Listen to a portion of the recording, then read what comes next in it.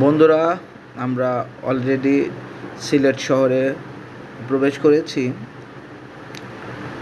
সকাল এখন 7টা বাজে।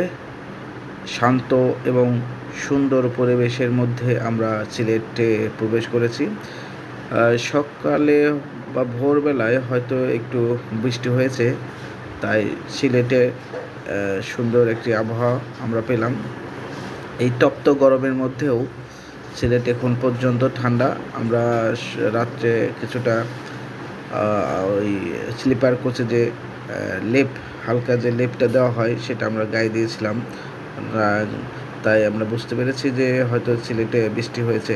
রাস্তা ভেজা, জায়গায় জল বেঁধে গেছে। এমন অবস্থায় আমরা সিলেটে ঢুকলাম যখন সকালে স্নিগ্ধ বৃষ্টির পরশে রাস্তাঘাট সব পরিষ্কার। তো যাই হোক, আমরা হুমায়ুন মোড়ে এসে নামলাম।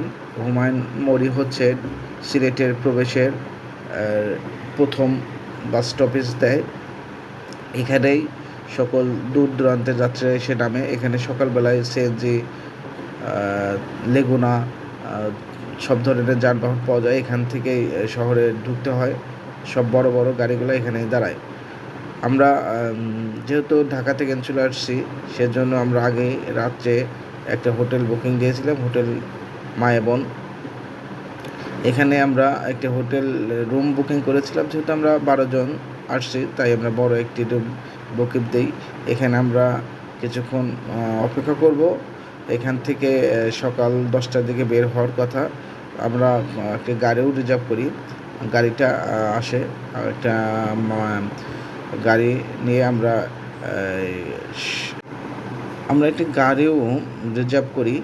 আগেই আমরা বলে রেখেছিলাম এখান থেকে আগে প্রথমে রাতারগুল যাব।